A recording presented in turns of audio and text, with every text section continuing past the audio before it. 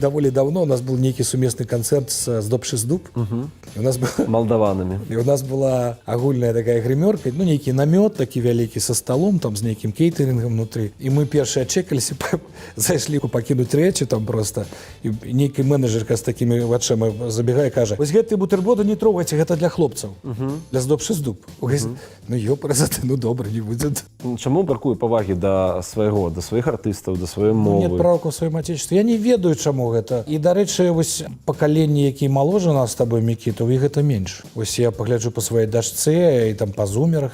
У іх нет такога стаўлення, потому што яны ўжо не адчуваюць межаў геаграфічных. Это пакаленні, якія нарадзіліся ў свеце, у якім інфармацыйна, прынамсі, няма ніякіх межаў, і для іх магчымасць дотыка да любой асобы, это можа быць там, не ведаю, які-то беларускі артыст і такі ж дотык есть там да Уилла Сміта. Аднолькавы, у них нема розніцы.